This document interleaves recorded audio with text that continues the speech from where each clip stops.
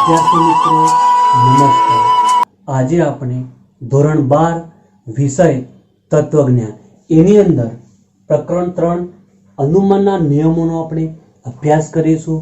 આપણે ધોરણ 11 ની અંદર અનુમાન કે દલીલનો અર્થ, પછી આપણે અનુમાનના બે પ્રકારો નિગમનલક્ષી અનુમાન અને વ્યાપ્તિલક્ષી અનુમાન, એની અંદર નિગમનલક્ષી અનુમાનના બે પ્રકારો મધ્યમપદી અનુમાન અને અમધ્યમપદી અનુમાન। અમધ્યમપદી અનુમાનની અંદર બે પ્રકારોનો આપણે અભ્યાસ કર્યો હતો, વિરોધાશ્રિત અનુમાન અને સામ્યાર્થી અનુમાન। આજે આપણે ધોરણ 12 ની અંદર પ્રકરણ નંબર 3 અનુમાનના નિયમોનો આપણે અભ્યાસ કરીશું। તો અહીં આપણે અનુમાનના નિયમોનો અર્થ સમજતા પહેલા અહીં આપણે પ્રકરણ 3 ની અંદરથી બોર્ડની પરીક્ષામાં કેટલા ગુણનું પૂછવામાં આવે છે અને કયા વિભાગમાં કેટલો ગુણભાર છે તે આપણે જાણી લઈએ। તો અહીં બોર્ડની પરીક્ષાની અંદર 12 ગુણનું પૂછવામાં આવે છે। એની અંદર આપણે જોઈએ તો જે 5 વિભાગો હોય છે, તો એ 5 વિભાગોમાં આપણે સૌપ્રથમ એ વિભાગ જેમાં વિકલ્પો હોય છે, વિકલ્પોની અંદર એક વિકલ્પ પૂછવામાં આવે છે અને જેનો ગુણભાર 1 હોય છે। વિભાગ બી ની અંદર એક ટૂંકો પ્રશ્ન પૂછવામાં આવે છે જેનો ગુણભાર 1 હોય છે। વિભાગ સી ની અંદર 2 દાખલા પૂછવામાં આવે છે, એક દાખલાના 2 ગુણ, તો કુલ ગુણભાર 4 થાય છે। વિભાગ ડી ની અંદર 2 દાખલા પૂછવામાં આવે છે, એક દાખલાના 3 ગુણ, એટલે કુલ ગુણભાર 6 થાય। તો અહીં આપણે જોઈએ તો પ્રકરણ 3 ની અંદર 12 ગુણનું પૂછવામાં આવે છે। તો અહીં આપણે પ્રકરણ 3 ની અંદર થી કુલ 12 ગુણનું પૂછવામાં આવે છે। તો સૌપ્રથમ અનુમાનના નિયમનો અર્થ, ત્યાર પછી આપણે અનુમાનના જે 8 નિયમો આપ્યા છે તેનો અભ્યાસ કરીશું। તો અહીં આપણે અનુમાનના નિયમનો અર્થ જાણીએ તો અનુમાનના નિયમો એવા નિયમો છે કે જે આધાર વિધાન કે આધાર વિધાનોમાંથી ફલિત વિધાન તારવીને અહીં મૂળભૂત દલીલ રચી શકાય, તો તેને આપણે અનુમાનના નિયમો કહેવામાં આવે છે। ફરીથી આપણે અર્થ જોઈએ, અનુમાનના નિયમો એવા નિયમો છે કે જેમાં આધાર વિધાન કે આધાર વિધાનોમાંથી ફલિત વિધાન તારવીને મૂળભૂત દલીલ રચી શકાય, તો તેને આપણે અનુમાનના નિયમો કહેવામાં આવે છે। અનુમાનના નિયમો 8 છે। તો અહીં આપણે અનુમાનના નિયમોનો આપણે અભ્યાસ કરીએ। હવે આપણે અનુમાનના નિયમોનો આપણે અભ્યાસ કરીએ। અહીં અનુમાનના 8 નિયમો છે। એ 8 નિયમોનો આપણે ટૂંકું નામ, એનું રૂપ અને કથનનો આપણે અભ્યાસ કરીએ, જે વિભાગ એ અને વિભાગ બી ની અંદર વિકલ્પ અને ટૂંકા પ્રશ્ન સ્વરૂપે પૂછવામાં આવતું હોય છે। તો અહીં આપણે જે અનુમાનના 8 નિયમો છે એ 8 નિયમોમાંથી આપણે અહીં પ્રથમ નિયમનો આપણે અભ્યાસ કરીએ। તો અહીં પૂર્વાંગના સ્વીકાર પરથી ઉત્તરાંગના સ્વીકારને લગતો નિયમ, જેનું ટૂંકું નામ છે એમપીના નિયમ તરીકે ઓળખવામાં આવે છે। અહીં પૂર્વાંગના સ્વીકાર પરથી ઉત્તરાંગના સ્વીકારને લગતો નિયમ, જેનું ટૂંકું નામ છે એમપીનો નિયમ। હવે આપણે એમપીના નિયમનું રૂપ જોઈએ તો પી શક્તિ ક્યુ, પી માટે ક્યુ। અહીં એમપીના નિયમનું રૂપ આ પ્રમાણે આપવામાં આવે છે। અહીં આપણે જોઈએ તો પી એ પૂર્વાંગ છે, ક્યુ એ ઉત્તરાંગ છે। અહીં પી પૂર્વાંગનો સ્વીકાર પરથી ઉત્તરાંગ ક્યુનો સ્વીકાર કરવામાં આવે છે। તો અહીં એમપીના નિયમનું રૂપ આ પ્રમાણે બને છે। હવે આપણે એનું ટૂંકું નામ એમપી તરીકે ઓળખવામાં આવે છે, તેનું રૂપ પી સત્ય ક્યુ, પી માટે ક્યુ। હવે આપણે કથન જોઈએ તો અહીં જે રૂપ આપવામાં આવેલું છે એ રૂપને આધારે આપણે કથન બનાવવાનું હોય છે. અહીં આપણે જોઈએ તો પ્રથમ આધાર વિધાન P શક્તિ Q, બીજું આધાર વિધાન P, તેના પરથી ફલિત વિધાન Q નિષ્પન્ન કરી શકાય છે. તેને આપણે એમ્પીના નિયમનું કથન કહેવામાં આવે છે. ફરીથી આપણે કથન જોઈએ. P શક્તિ Q પ્રથમ આધાર વિધાન, બીજું આધાર વિધાન P આપેલું છે અને ફલિત વિધાન Q નિષ્પન્ન કરી શકાય છે. તેને આપણે એમ્પીના નિયમનું કથન કહેવામાં આવે છે. અહીં વિભાગ એની અંદર પૂછવામાં આવે કે પૂર્વાંગના સ્વીકાર પરથી ઉત્તરાંગના સ્વીકારને લગતો નિયમનું ટૂંકું નામ કયું છે? તો એમ્પીનો નિયમ. અહીં વિભાગ બી ની અંદર ટૂંકો પ્રશ્ન પૂછવામાં આવે કે એમ્પીના નિયમનું રૂપ લખો, તો P શરતી Q, P માટે Q. અહીં પૂછવામાં આવે કે એમ્પીના નિયમનું કથન, તો અહીં પ્રથમ આધાર વિધાન P શરતી Q, બીજું આધાર વિધાન P, તેના પરથી ફલિત વિધાન Q નિષ્પન્ન કરી શકાય, જે એમ્પીના નિયમનું કથન કહેવામાં આવે છે. તો અહીં આપણે પ્રથમ જે નિયમ આપવામાં આવ્યો હતો એ પ્રથમ નિયમની અંદરથી વિભાગ A અને વિભાગ B ની અંદર વિકલ્પ સ્વરૂપે અને ટૂંકા પ્રશ્ન સ્વરૂપે કઈ રીતે પૂછવામાં આવે છે તેનો આપણે અભ્યાસ કર્યો. હવે આપણે જે અનુમાનના 8 નિયમો છે એ 8 નિયમોથી આપણે બીજા નિયમનો આપણે અભ્યાસ કરીએ. તો ઉત્તરાંગના નિષેધ પરથી પૂર્વાંગના નિષેધને લગતો નિયમ. તો અહીં આપણે દરેક નિયમની અંદર 3 બાબતોનો આપણે આજે અભ્યાસ કરવાનો છે. સૌપ્રથમ એનું ટૂંકું નામ, કથન અને રૂપ. તો અહીં આપણે બીજો નિયમ જોઈએ કે ઉત્તરાંગના નિષેધ પરથી પૂર્વાંગના નિષેધને લગતો નિયમ, જેનું ટૂંકું નામ છે એમ્પટીના નિયમ તરીકે ઓળખવામાં આવે છે. અહીં આપણે જોઈએ રૂપ, તો P શરતી Q, નિષેધ Q માટે નિષેધ P. તો અહીં ઉત્તરાંગના નિષેધ પરથી પૂર્વાંગના નિષેધને લગતા નિયમનું રૂપ આ પ્રમાણે બને છે. તો અહીં આપણે જોઈએ તો P એ પૂર્વાંગ છે, Q એ ઉત્તરાંગ છે. અહીં ઉત્તરાંગના નિષેધ પરથી, ઉત્તરાંગના નિષેધ એટલે નિષેધ Q, Q કયો છે? ઉત્તરાંગ છે. ઉત્તરાંગના નિષેધ પરથી પૂર્વાંગના નિષેધને લગતો નિયમ. તો નિષેધ Q એ ઉત્તરાંગને લગતો નિયમનો સ્વીકાર પરથી પૂર્વાંગના નિષેધ પરથી સ્વીકાર કરવામાં આવ્યો છે.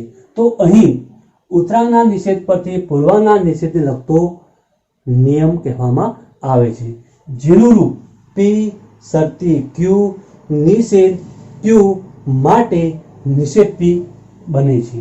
તો અહીં આ પ્રમાણે બીજા નિયમનું રૂપ એટલે કે એમ્પટીના નિયમનું રૂપ આ પ્રમાણે બને છે. અહીં નિષેધ Q એટલે કે ઉત્તરાંગના નિષેધ પરથી પૂર્વાંગના નિષેધને લગતો નિયમ. તો પૂર્વાંગ એ P છે અને નિષેધ એટલે કે પૂર્વાંગના નિષેધને લગતો નિયમ કહેવામાં આવે છે. હવે આપણે એનું ટૂંકું નામ શું છે? એમ્પટીનો નિયમ. એનું રૂપ કયું છે? P શક્તિ Q, નિષેધ Q માટે નિષેધ P. હવે આપણે કથન જોઈએ. તો આપણે કથનની અંદર રૂપના આધારે એનું કથન લખવાનું હોય છે. અહીં આપણે જોઈએ તો P શક્તિ Q પ્રથમ આધાર વિધાન છે, બીજું આધાર વિધાન નિષેધ Q છે.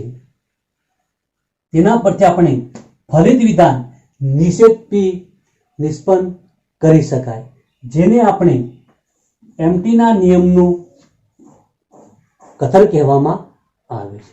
ફરીથી આપણે એમ્પટીના નિયમનું કથન જોઈએ. પ્રથમ આધાર વિધાન P શક્તિ Q, બીજું આધાર વિધાન નિષેધ Q, તેના પરથી આપણે નિષેધ P એ ફલિત વિધાન નિષ્પન્ન કરી શકાય છે. તેને આપણે એમ્પ્ટીના નિયમનું કથન કહેવામાં આવે છે. અહીં આપણે ઉત્તરાના નિષેધ પરથી પૂર્વના નિષેધને લગતો નિયમ, તો એને આપણે ટૂંકમાં એમ્પ્ટીનો નિયમ તરીકે ઓળખવામાં આવે છે. અહીં તેનું રૂપ P સત્ય Q નિષેધ Q માટે નિષેધ P તરીકે ઓળખવામાં આવે છે.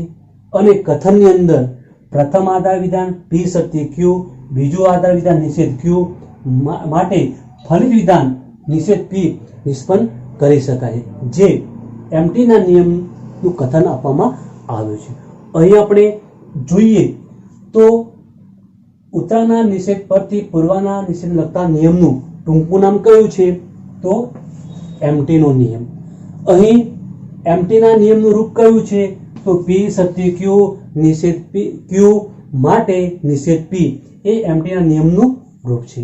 કથન P સત્ય Q એ પ્રથમ આધાર વિધાન છે, બીજું આધાર વિધાન નિષેધ Q છે, માટે ફલિત વિધાન નિષેધ P નિષ્પન્ન કરી શકાય. અહીં આપણે પ્રથમ નિયમને આધારે એક વિકલ્પ અને બે ટૂંકા પ્રશ્નો જોયા.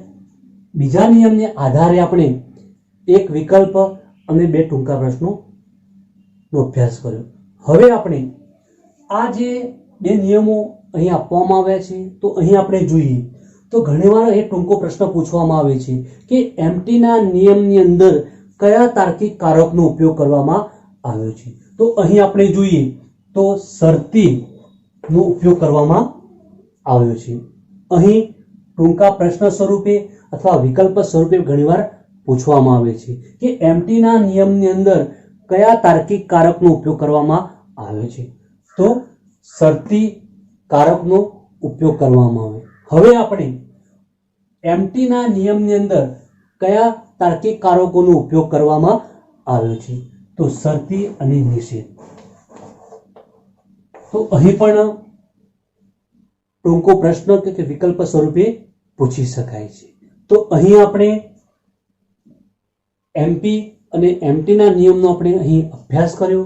અહીં દરેક વિદ્યાર્થીઓએ રૂપ, એનું પૂરું નામ, એનું ટૂંકું નામ અને કથન, આટલી બાબતો યાદ રાખવાની. જો તમને રૂપ આવડશે તો જ તમે દલીલનું પ્રામાણ્ય નક્કી કરી શકશો. અહીં રૂપ દરેક વિદ્યાર્થીઓને યાદ રહેવું જોઈએ. હવે આપણે અનુમાનના જે 8 નિયમો છે, 8 નિયમોથી આપણે ત્રીજા નિયમનો આપણે અભ્યાસ કરીએ. તો અહીં આપણે જોઈએ તો સોપાધિક સંવિધાનને લગતો નિયમ, જેનું ટૂંકું નામ છે HS નો નિયમ તરીકે ઓળખવામાં આવે છે. અહીં આપણે દરેક નિયમની અંદર આપણે 3 બાબતોનો અહીં અભ્યાસ કરવાનો છે. એનું ટૂંકું નામ કયું છે, પછી એનું રૂપ અને કથન. તો અહીં આપણે જોઈએ કે સોપાધિક સંવિધાનને લગતો નિયમ, જેનું ટૂંકું નામ છે HS નો નિયમ તરીકે ઓળખવામાં આવે છે. અહીં સોપાધિક સંવિધાનને લગતા નિયમનું રૂપ જોઈએ તો P શરતી Q, Q શરતી R માટે P શરતી R, જે HS ના નિયમનું રૂપ તરીકે ઓળખવામાં આવે છે. અહીં આપણે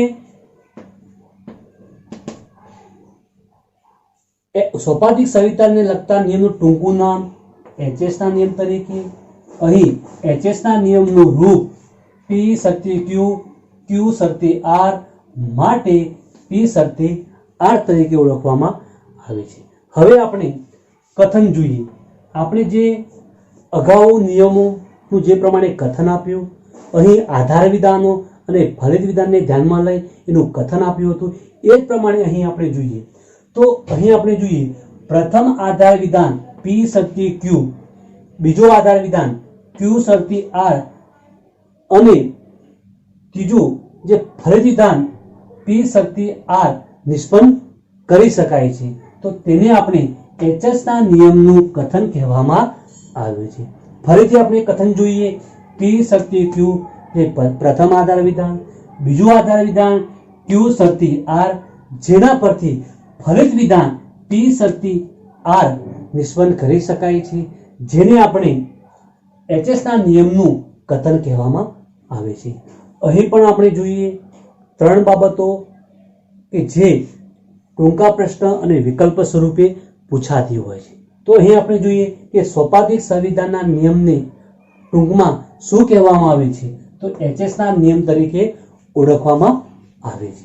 અહીં સોપાધિક એચએસના નિયમનું રૂપ કયું છે? તો P શરતે Q, Q શરતે R માટે P શરતે R, જે એચએસના નિયમનું રૂપ કહેવામાં આવે છે. અહીં એચએસના નિયમનું કથન જોઈએ તો પ્રથમ આધાર વિધાન P શરતે Q, બીજું આધાર વિધાન Q શરતે R માટે ફલિત વિધાન P શરતે R નિષ્પન્ન કરી શકાય છે, જે એચએસના નિયમનું કથન કહેવામાં આવે છે. અહીં એચએસના નિયમની અંદર કયા તાર્કિક કારકનો ઉપયોગ કરવામાં આવ્યો છે? તો અહીં આપણે જોઈએ તો શરતી તાર્કિક કારકનો ઉપયોગ કરવામાં આવ્યો છે. અહીં આપણે જે અનુમાનના 8 નિયમો આપવામાં આવ્યા છે એમાંથી આપણે ચોથા નિયમનો આપણે અભ્યાસ કરીએ. તો અહીં ચોથો નિયમ વૈકલ્પિક સંવિધાનને લગતો નિયમ. તો અહીં આપણે કોઈ પણ નિયમની અંદરથી આપણે આજે 3 બાબતોનો અભ્યાસ કરવાનો છે. એનું ટૂંકું નામ, કથન અને રૂપ. તો અહીં આપણે જોઈએ કે વૈકલ્પિક સંવિધાનને લગતો નિયમ જેનું ટૂંકું નામ છે ડીએસ તરીકે આ નિયમને ઓળખવામાં આવે છે. અહીં આપણે વૈકલ્પિક સંવિધાનને લગતા નિયમનું રૂપ તો જોઈએ તો P વિકલ્પન Q, પછી નિષેધ P માટે Q. અહીં આ નિયમ બે રીતે એનું રૂપ બનાવવામાં આવે છે. તો P વિકલ્પન Q, નિષેધ P માટે Q, આ પ્રમાણે પણ એનું રૂપ આપી શકાય. અથવા P વિકલ્પન Q, નિષેધ Q માટે P, આ પ્રમાણે પણ રૂપ લઈ શકાય. અહીં આપણે P વિકલ્પન Q, નિષેધ P માટે Q, P વિકલ્પન Q, નિષેધ Q માટે P, તો આ પ્રમાણે વૈકલ્પિક સંવિધાનને લગતો નિયમ જેને ટૂંકમાં આપણે ડીએસ તરીકે ઓળખવામાં આવે છે, અહીં ડીએસ નું રૂપ આ પ્રમાણે આપી શકાય છે. હવે આપણે કથન જોઈએ. તો કથનની અંદર આપણે બે રીતે લખી શકીએ છીએ. પ્રથમ આધાર વિધાન P વિકલ્પન Q, બીજું આધાર વિધાન નિષેધ P, તેના પરથી ફલિત વિધાન Q નિષ્પન્ન કરી શકાય છે, જે ડીએસ ના નિયમનું કથન કહેવામાં આવે છે. અથવા આ પ્રમાણે પણ તમે એનું કથન આપી શકો છો. પ્રથમ આધાર વિધાન તરીકે P વિકલ્પન Q, બીજો આધાર વિધાન નિષેધ Q માટે ફલિત વિધાન P નિષ્પન્ન કરી શકાય છે, જેને આપણે ડીએસ ના નિયમનું કથન કહેવામાં આવે છે. અહીં આપણે વૈકલ્પિક સંવિધાનના નિયમ ને ટૂંકમાં ડીએસ તરીકે ઓળખવામાં આવે છે, જેનું રૂપ P વિકલ્પન Q, નિષેધ P માટે Q જેનું રૂપ છે. અહીં આપણે વૈકલ્પિક સંવિધાનને લગતો નિયમનું કથન તો P વિકલ્પન Q જે પ્રથમ આધાર વિધાન છે, બીજું આધાર વિધાન નિષેધ P છે, અને એના પરથી Q ફલિત વિધાન નિષ્પન્ન કરી શકાય છે, જેને આપણે ડીએસ ના નિયમનું રૂપ કહેવામાં આવે છે. અહીં આપણે વૈકલ્પિક સંવિધાનને લગતા નિયમની અંદર કયા તાર્કિક કારકનો ઉપયોગ કરવામાં આવ્યો છે? તો વિકલ્પન અને નિષેધ આ બે તાર્કિક કારકનો ઉપયોગ કરવામાં આવ્યો છે. અનુમાનના જે 8 નિયમો આપવામાં આવ્યા છે એમાંથી આપણે 5મા નિયમનો આપણે અભ્યાસ કરીએ. તો અહીં વિધિવાચક વિધાનાનુમાનને લગતો નિયમ. અહીં આપણે જે 8 નિયમો છે એ 8 નિયમોનું ટૂંકું નામ, કથન અને રૂપનો આજે આપણે અભ્યાસ કરીએ છીએ. તો અહીં આપણે જોઈએ કે વિધિવાચક વિધાનાનુમાનને લગતો નિયમ જેનું ટૂંકું નામ છે સીડીના નિયમ તરીકે ઓળખવામાં આવે છે. અહીં આપણે સીડીના નિયમનું રૂપ જોઈએ તો અહીં જોઈએ તો પી શરતી ક્યુ, આર શરતી એસ. ત્રીજું આધાર વિધાન પી વિકલ્પન આર, ફલિત વિધાન ક્યુ વિકલ્પન એસ. તો આ પ્રમાણે સીડીના નિયમનું રૂપ તારવી શકાય. અહીં આપણે વિધિવાચક વિધાનુમાનને લગતા નિયમનું કથનનો આપણે અભ્યાસ કરીએ. તો અહીં આપણે જોઈએ પ્રથમ આધાર વિધાન પી શરતી ક્યુ, બીજું આધાર વિધાન આર શરતી એસ, ત્રીજું આધાર વિધાન પી વિકલ્પન આર અને ફલિત વિધાન ક્યુ વિકલ્પન એસ નિષ્પન્ન કરી શકાય, જેને આપણે સીડીના નિયમનું કથન કહેવામાં આવે છે. અહીં આપણે વિધિવાચક વિધાનુમાનને લગતો નિયમ, જેને ટૂંકમાં આપણે સીડીના નિયમ તરીકે ઓળખવામાં આવે છે, અહીં જેનું રૂપ પી શક્તિ ક્યુ, આર શક્તિ એસ, પી વિકલ્પન આર અને ફલિત વિધાન ક્યુ વિકલ્પન એસ નિષ્પન્ન કરી શકાય, જેને આપણે ડીએસના નિયમનું કથન કહેવામાં આવે છે. અહીં આપણે જોઈએ તો વિધિવાચક વિધાનુમાનને લગતો નિયમની અંદર બે તાર્કિક કારકોનો ઉપયોગ કરવામાં આવે છે. શરતી અને વિકલ્પનનો ઉપયોગ કરવામાં આવ્યો છે. અહીં આપણે જોઈએ તો આપેલા રૂપની અંદર કેટલા સાદા વિધાનો છે? તો 4 સાદા વિધાનો છે. અહીં 4 સાદા વિધાનો હોય તો હરોળ કેટલી બને? 16 હરોળ બને. તો અહીં આપણે જોઈએ પી ક્યુ આર અને એસ 4 સાદા વિધાન છે. હરોળ કેટલી બને? 16 હરોળ બને છે. તો અહીં આપણે વિધિવાચક વિધાનુમાનને લગતો નિયમ, જેને આપણે ટૂંકમાં સીડીના નિયમ તરીકે ઓળખવામાં આવે છે, રૂપ એનું પી શક્તિ ક્યુ, આર શક્તિ એસ, પી વિકલ્પન આર માટે ક્યુ વિકલ્પન એસ જે તેનું રૂપ છે. કથન જોઈએ તો પ્રથમ આધાર વિધાન પી શક્તિ ક્યુ, બીજું આધાર વિધાન આર શક્તિ એસ, ત્રીજું આધાર વિધાન પી વિકલ્પન આર. તેના પરથી ફલિત વિધાન ક્યુ વિકલ્પન એસ નિષ્પન્ન કરી શકાય છે. અનુમાનના જે 8 નિયમો છે, 8 નિયમોથી આપણે છઠ્ઠા નિયમનો આપણે અભ્યાસ કરીએ. તો અહીં આપણે જોઈએ સરલીકરણને લગતો નિયમ. તો અહીં આપણે કોઈ પણ નિયમની અંદર એનું કથન, રૂપ અને એનું ટૂંકું નામનો આપણે અભ્યાસ કરીએ. તો સરલીકરણને લગતા નિયમને આપણે સિમ્પના નિયમ તરીકે પણ ઓળખવામાં આવે છે અને સિમ્પ્લિફિકેશન એનું પૂરું નામ છે. અહીં આપણે સરલીકરણને લગતો નિયમ એટલે કે સિમ્પને લગતો નિયમ, અહીં આપણે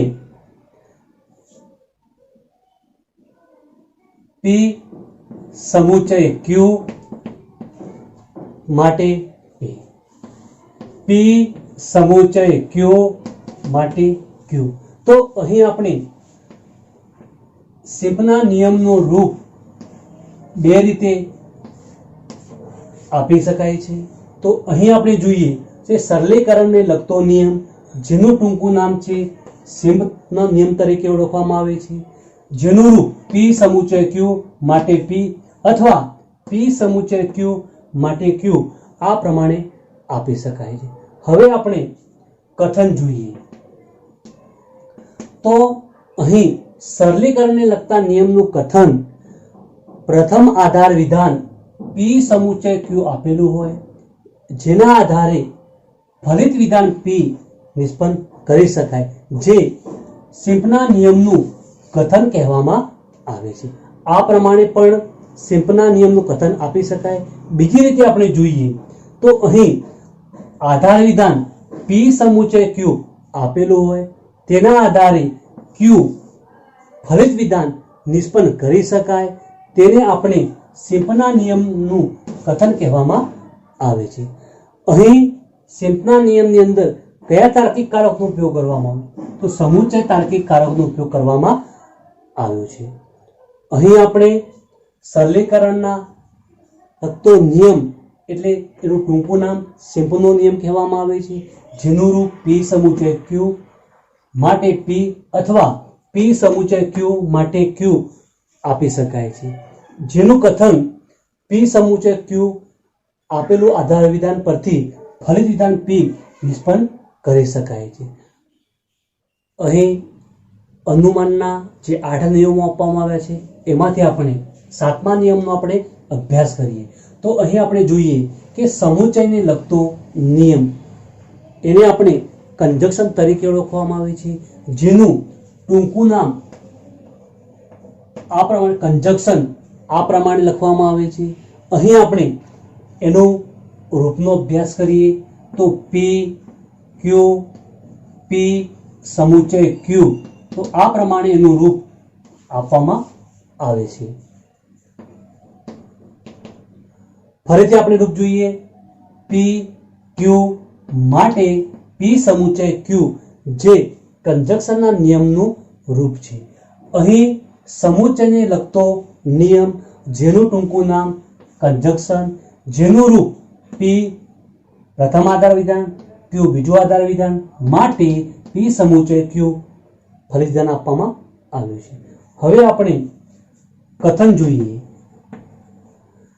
તો અહીં પ્રથમ આધાર વિધાન P છે, બીજું આધાર વિધાન Q છે, જેના પરથી ફલિત વિધાન P સમુચય Q નિષ્પન્ન કરી શકાય, જેને આપણે કંજક્શનના નિયમનું કથન કહેવામાં આવે છે.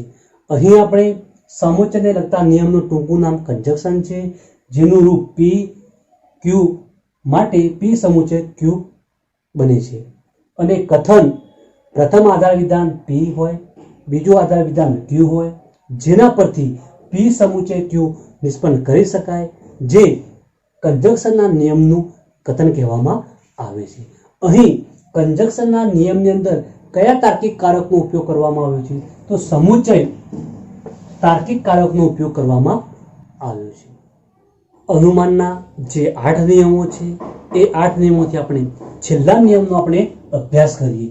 વિકલ્પ વૃદ્ધિને લગતો નિયમ, જેને આપણે એડિશનનો નિયમ તરીકે ઓળખવામાં આવે છે, જેનું ટૂંકું નામ એડનો નિયમ તરીકે ઓળખવામાં આવે છે. અહીં વિકલ્પ વૃદ્ધિને લગતો નિયમનું ટૂંકું નામ છે એડનો નિયમ. અહીં એનું રૂપ જોઈએ તો P માટે P વિકલ્પન Q, જે વિકલ્પ વૃદ્ધિને લગતા નિયમનું રૂપ છે. હવે આપણે ટૂંકું નામ એડનો નિયમ, રૂપ P માટે P વિકલ્પન Q છે. હવે આપણે કથનનો અભ્યાસ કરીએ. અહીં આધાર વિધાન P પરથી ફલિત વિધાન P વિકલ્પન Q નિષ્પન્ન કરી શકાય, જેને આપણે એડના નિયમનું કથન કહેવામાં આવે છે. ફરીથી આપણે કથન જોઈએ તો P આધાર વિધાન હોય, P વિકલ્પન Q ફલિત વિધાન નિષ્પન્ન કરી શકાય, તેને આપણે એડનો નિયમનું કથન કહેવામાં આવે છે. અહીં આપણે વિકલ્પ વૃદ્ધિને લગતો નિયમ, જેને આપણે ટૂંકમાં એડના નિયમ તરીકે ઓળખવામાં આવે છે, જેનું રૂપ P માટે P વિકલ્પન Q અને જેનું કથન પ્રથમ આધાર વિધાન P હોય અને ફલિત વિધાન P વિકલ્પન Q નિષ્પન્ન કરી શકાય, જે એડના નિયમનું કથન કહેવામાં આવે છે. અહીં વિકલ્પ વૃદ્ધિને લગતા નિયમની અંદર વિકલ્પન તાર્કિક કારકનો ઉપયોગ કરવામાં આવ્યો છે. અહીં આપણે અનુમાનના જે 8 નિયમોનો અભ્યાસ કર્યો. તો અહીં આપણે સૌપ્રથમ MP નો નિયમ, ત્યાર પછી MT નો નિયમ, ત્યાર પછી આપણે HS નો નિયમ, ત્યાર પછી આપણે DS નો નિયમ, ત્યાર પછી આપણે CD નો નિયમ, ત્યાર પછી આપણે સિમ્પનો નિયમ અને ત્યાર પછી આપણે કંજક્શન નિયમ અને છેલ્લે વિકલ્પ વૃદ્ધિને લગતો નિયમ એટલે કે એડિશનનો નિયમનો આપણે અભ્યાસ કર્યો. અહીં અનુમાનના જે 8 નિયમો આપવામાં આવ્યા છે એ 8 નિયમનું ટૂંકું નામ, એનું રૂપ અને એનું કથન અને એની અંદર કયા તાર્કિક કારકોનો ઉપયોગ થયેલો છે તે આપણને ખ્યાલ હોવો જોઈએ. જો અહીં તમને અનુમાનના 8 નિયમનું રૂપ આવડતું હશે તો જ હવે બીજા લેક્ચરમાં ખ્યાલ આવશે કે જો અનુમાનના જે 8 નિયમોનું રૂપ તમે તૈયાર કર્યું નહીં હશે તો આગળના લેક્ચરમાં તમને ખ્યાલ આવશે નહીં. એટલે સૌપ્રથમ અનુમાનના જે 8 નિયમો આપવામાં આવ્યા છે એ 8 નિયમોનું દરેકે રૂપ તૈયાર કરી દેવાનું. તો અહીં અનુમાનના જે 8 નિયમો આપવામાં આવ્યા છે એ 8 નિયમોના આધારે જે તેનું રૂપ આપવામાં આવ્યું છે 8 નિયમોના અલગ અલગ, તો એ 8 નિયમોમાંથી આપણે કોઈ પણ નિયમનું રૂપના આધારે સત્યતા કોષ્ટક કઈ રીતના તૈયાર કરી શકાય. જે આપણે પ્રકરણ 1 અને પ્રકરણ 2 ની અંદર કોઈ પણ દલીલ આપેલી હોય તો તેને આધારે દલીલનું સત્યતા કોષ્ટક કઈ રીતના બને તે આપણે શીખી ગયા છીએ. છતાં પણ આપણે ફરીથી એકવાર પુનરાવર્તન કરી લઈએ. અહીં આપણે જોઈએ તો અહીં આપણે એમપીના નિયમનું રૂપ જોઈએ તો પી શરતી ક્યુ, પી માટે ક્યુ. તો આ પ્રમાણે રૂપ આપવામાં આવ્યું હોય. અનુમાનના જે 8 નિયમો છે એ 8 નિયમના અલગ અલગ રૂપો છે. એના આધારે સત્યતા કોષ્ટકની રચના કઈ ના કરી શકાય. તો અહીં આપણે જોઈએ જે એમપીનો નિયમ આપવામાં આવ્યો છે તો એની અંદર પી શરતી ક્યુ, પી માટે ક્યુ. તો અહીં આપણે જોઈએ તો આના આ જે રૂપ આપવામાં આવ્યું છે આ રૂપને આધારે આપણે દલીલના સત્યતા કોષ્ટકની રચના કરીએ. તો અહીં આપણે જોઈએ તો આપેલી દલીલ અથવા રૂપની અંદર કેટલા સાદા વિધાનો છે તો 2 સાદા વિધાનો છે. તો અહીં આપણે પી અને ક્યુ 2 સાદા વિધાનો, 2 સાદા વિધાનો હોય તો હરોળ કેટલી બને? 4 બને. અહીં આપણે અગાઉ જ્યારે 4 હરોળ હોય તો એની અંદર 2 સૌ પ્રથમ સત્ય લઈ લેવાના અને 2 અસત્ય લઈ લેવાના. T F T F. તો આ પ્રમાણે જ્યારે 2 સાદા વિધાન હોય, હરોળ 4 બનતી હોય ત્યારે સત્યતા કોષ્ટકની રચના આ પ્રમાણે થાય છે. હવે જે પ્રમાણે રૂપ આપવામાં આવ્યું હોય તે પ્રમાણે આપણે એની ગોઠવણી કરી દેવાની. તો અહીં આપણે જોઈએ તો સૌપ્રથમ પી શરતી ક્યુ. તો અહીં આપણે પી શરતી ક્યુ લઈ લઈએ.